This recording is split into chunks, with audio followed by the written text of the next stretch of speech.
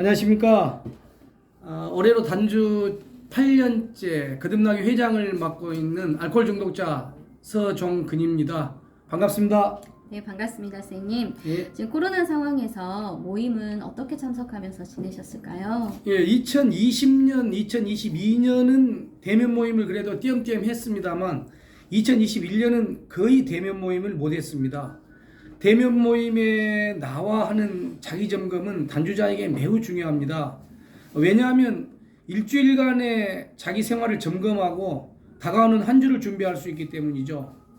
그런 의미에서 대면 모임이 이루어지지 못할 때는 온라인 모임에서 자기점검을 꾸준히 했습니다. 어쩔 땐 대면 모임보다 더 감동적이었습니다.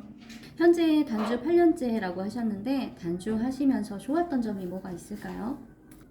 가장 좋았던 점은 가족, 아내, 딸, 아들과 직장에서 또 신뢰를 받고 있음을 느낍니다. 그러면 예전에 기억을 떠올려 보셨을 때 술로 인해서 제일 힘들었던 일은 어떤 게 있었을까요? 네, 첫 번째 질문과 반대로 답하면 되겠네요. 우선 가정과 직장에서 신뢰를 얻지 못하는 것이 가장 괴로웠습니다. 그 다음으로 술을 마실 때는 항상 무슨 일을 저질러 버리려고 하며 충동적 성격이 되더군요. 그리고 또 성격이 격해지더군요. 예를 들면 직장에서도 바른 소리 한다는 명분으로 화합보다는 불편한 분위기를 많이 연출했고, 아내와의 대화에서도 아내가 나의 신경을 조금이라도 거스르는 말을 할 때는 거칠게 반박하는 등 상당히 충동적이고 격한 성격 때문에 부부간에 따뜻하고 온화한 분위기가 감돌아야 하는데 그렇지 못했습니다. 선생님이 치료를 결심하게 된 계기가 있을까요? 예, 술이란 내게 무엇인가 끊임없이 생각했습니다. 43살 때, 그러니까 2003년 교회 모임에서 술 이야기가 나왔는데 어떤 분이 말씀하시기를 원래 술을 별로 좋아하지 않았는데 신앙생활하면서 술이 완전히 끊어지더라, 이런 말을 듣고 그때 나와 술의 관계가 정립되더군요. 저는 원래 술을 좋아했고 신앙생활하면서도 하지 않는 사람보다 술을 많이 마셨습니다. 새벽잠이 없어서 새벽기도에도 자주 출석합니다.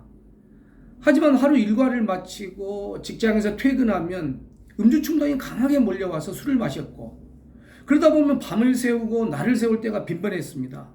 제 자신의 생각도 그렇고 아내도 어떻게 교회 새벽기도회까지 나가고 신앙생활한다는 크리스찬이 그렇게 막무가내로 술을 마실 수 있느냐고 수십 번 이야기할 때마다 내가 이래서는 안 되겠구나 하면서 술을 끊어보려고 하던 차에 직장에서 며칠간 술 먹고 장취하다가 실수한 것이 화근이 되어서 자살항병원에 3개월 입원하고 치료받게 되었습니다.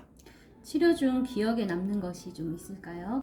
오병동 금단반을 벗어나 인식원이 됐을 때 폐쇄병동에서 그토록 설레이는 마음으로 처음 밖으로 나와 산수회에 갔던 담양 중록원, 이름도 멋있는 산수회, 산 좋고 물 좋은 곳을 찾아다니며 건강을 회복하자는 뜻이겠죠. 무등산 세인봉, 어등산, 장성 충령산, 담양 금성산성, 영광 백수해안도로 등은 지금도 기억에 생생합니다. 금단이라는 용어는 이해가 가지만 왜 인식이라고 했을까요? 이제 막 정신이 깨어나 사물과 사람을 알아본다는 의미겠죠. 국민체조로 하루를 시작했던 삼병동 생활, 1단계 발표 전 나에게 많은 감동을 주었던 폭행중 소책자 매일의 명상의 한 구절 한 구절에 담겨있는 알코올 중독자들의 애절하고 절절한 고백들은 마음에 극도로 상처가 나 있는 나에게 많은 위로와 나의 눈물샘을 자극했습니다. 3주간의 삼병동 회장 임기는 나의 회복에 크게 도움이 되는 기간이었습니다. 식사 준비와 병동 내 청소는 물론이요, 자기 분석 발표, 공동체 모임, 수료식을 진행하는 일 등은 나에게 책임감과 함께 소명의식을 고취시켜 주기에 충분했었습니다. 거듭나기 모임에 참석하게 된 계기는 무엇이 있을까요? 2015년 2월 14일 토요일 퇴원했습니다. 담당 상담사 선생님께서 매주 토요일 거듭나기 모임에 아내와 함께 참석하여 아내는 다모회에 참석을 권유하셨습니다. 어떻게 순천에서 매일 모임에 참석하느냐, 자동차 연료비도 엄청날 텐데 하고 난색을 표명했었습니다. 하지만 한 번 참석, 두 번 참석하면서 단주가 이어지고 규칙적인 주말 생활을 할 수 있어서 꾸준히 참석하다 보니 어느덧 8년째 거듭나기 모임에 참석하고 있습니다. 거듭나기 모임 활동을 하면서 어떤 점이 가장 좋았을까요? 매주 거듭나기 모임에 나와서 하는 자기 점검을 하는 것은 단주자에게 정말 중요하더군요. 또한 단주 선후배 동료들과 함께 공동체를 형성하여 교제하면서 함께 단주 생활하면 더 한층 힘을 받습니다. 그리고 거듭나기의 좋은 점은 한 달 동안의 활동이 역동적이라는 사실입니다. 매월 첫째 주에는 공동체 회의를 하면서 그달의 계획을 논의합니다. 둘째 주에는 원장님으로부터 단주 생활에 유익한 주제 강의를 듣습니다. 셋째 주에는 회원들이 1년 주기로 돌아가면서 단주 생활 경험담 발표를 합니다. 넷째 주에는 회원들의 건강 증진을 위하여 체육활동을 합니다. 물론 코로나 기간 때는 체육활동을 거의 하지 못했습니다. 다섯째 주가 있는 달에는 알아는 회원들과 함께 가족 문제나 공동의존 문제 등을 주제로 토론회를 갖습니다. 뿐만 아니라 거듭나기는 1년에 4차례 수련회를 야외로 갑니다. 대자연의 채취를 느끼며 자연과 함께 호흡하면서 회원들 및 치료진과 함께 공동체의 소중함을 깨닫고 힐링의 기회를 갖습니다. 특히 1박 2일의 여름 수련회 때 첫날 밤 촛불의식은 교활한 알코올이 아무리 우리를 넘어뜨리려 해도 우리는 결코 쓰러지지 않을 것을 다짐하는 소중한 시간이기도 합니다. 거듭나기 모임 활동을 하면서 제일 기억에 남는 추억이 있으십니까? 예, 재밌는 추억들이 많이 있었습니다. 제가 2014년 11월 22일 토요일 입원해서 2015년 2월 14일 토요일 퇴원했습니다. 그리고 일주일 후 바로 거듭나기에 출석했습니다. 그리고 그해 12월 송년 모임에서 이렇게 말씀하시더군요. 거듭나기 회원 여러분, 1년 후 송년 모임에서 또 뵙기를 소망합니다. 라는 말씀이 가슴을 치더군요. 1년 단주를 넘어지지 않고 성공한 후 또 이 자리 송년 모임에서 만날 때 얼마나 감격스럽겠나. 가장 기억에 남는 순간이었습니다. 모임과 단주 생활을 하면서 힘들었던 점이 있으셨을 텐데요.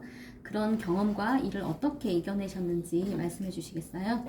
예, 위험했던 순간들은 헤아릴 수 없이 많이 지나갔습니다. 가장 위태로웠던 순간은 단주 2년차, 그러니까 2016년도로 기억됩니다.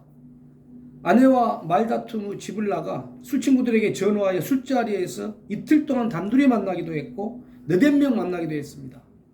사실 단주자에게 가장 위험한 자석형입니다. 지금까지 나의 경험으로는 차라리 20, 30명 내지 3, 40명 모이는 대규모 단체 모임에서는 술을 멀리하기가 쉽습니다. 그런데 술을 마시지 않으려면 뭐하려고 전화했나 라는 후배의 집요한 음주 권유에도 끝까지 콜라 마셨습니다. 지금 생각해보면 사실 후배에게 전화하여 만나러 갈 때만 하더라도 마음이 극도로 꼬여 있었으므로 술을 마시려 했으나 막상 후배와 마주 앉자마자 나 자신은 단주자라는 사실을 끊임없이 나를 다잡고 긴장의 끈을 놓치지 않게 했던 것이었죠. 그러기를 30여 분 정도 시간이 지나자 마음이 안정되면서 내공의미 자리 잡기 시작했습니다. 지금 생각해보면 아슬아슬한 순간이었습니다. 지금 단주 모임에 참석하기 부담스러워 하시는 분들이 좀 계세요. 그런 분들께 해주고 싶은 말씀이 있으실까요? 단주의 힘은 모임에서 나온다고 해도 과언이 아닐 정도로 단주자에게 모임 참석은 정말 중요합니다. 모임에 참석하지 않으면 자신이 단주자라는 사실을 망각하기 쉽습니다. 모임에 참석하지 않고 일상대로 살아가면서 지리박 같은 술자리에서 음주 충동을 이겨내고 자신을 지켜나가기란 만만치 않습니다. 일주일 단위로 모임에 참석하여 자기 자신을 점검하고 때에 따라 경험담 발표를 하면서 늘 자신이 단주자라는 사실을 뇌리에 각인시켜야 합니다. 모임 회원분이나 가족들, 주변 사람들에게 하고 싶은 말이 있으신가요? 저는 지금까지 재발 없이 단번에 단주 얘기를 하고 있습니다. 재발할 수 있죠. 하지만 우리 단주자들의 마음가짐은 어쩔 수 없이 불가항력적으로 재발할 때 하더라도 단주하고 있는 중에는 나는 결코 재발하지 않아야겠다는 굳센 각오가 있어야 한다고 생각합니다. 쉽게 말하면 재발할 수 있지. 뭘 그래. 다시 일어나면 되지. 다시 시작하면 되지.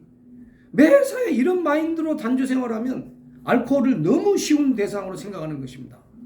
혹자는 단주의 각오를 다음과 같이 표현하더군요. 절벽에서 밧줄을 붙들고 그 밧줄이 끊어지면 죽은 상황. 어쨌든 우리 단주자들은 이와 같은 결연한 각오로 단주 생활에 임해야 한다고 생각합니다. 현재 중독 치료 중인 분들께 해주고 싶은 말 혹은 응원의 말씀 부탁드리겠습니다. 네, 저는 지금까지 단주자의 길을 가면서 도저히 나 자신의 의지만으로는 술을 끊을 수 없다는 사실을 깨달았습니다. 모임의 힘, 신앙의 힘, 매주 끊임없는 자기점검의 힘, 병원에서 처방해주는 약 등이 총화가 되어 나의 회복을 가능케 한다고 생각합니다. 그 지점에서 12단계 중 1단계의 의미가 살아납니다. 나는 알코올에 무력했으며 내 삶을 수습할 수 없게 되었다. AA 모임 때마다 12단계를 반복적으로 낭독하는 것을 보고 처음에는 왜 저럴까? 왜 모일 때마다 지루하게 똑같은 내용을 반복할까? 이유는 지속적으로 나를 각인시키고 세뇌시키는 것입니다. 그렇다면 나는 역설적으로 역 1단계로 살아가자를 외칩니다. 즉 나는 알코올에 무력하지 않으며 나의 삶도 수습할 수 있다고. 그리고 모임에서 자기점검을 할 때 매주 모여서 하는 얘기 또 하고 하나만 한 얘기 또 한다고 짜증 부리는 분들이 있는데, 저는 개인적으로 그분들 한 분 한 분의 자기점검을 자세히 들어보면 어딘가 공감이 되고 배울 점을 하나씩 발견할 수 있었습니다. 네, 지금까지 8년째 단주하고 계시는 서정근 선생님이셨고요. 진솔한 이야기 감사드리겠습니다. 감사합니다. 감사합니다.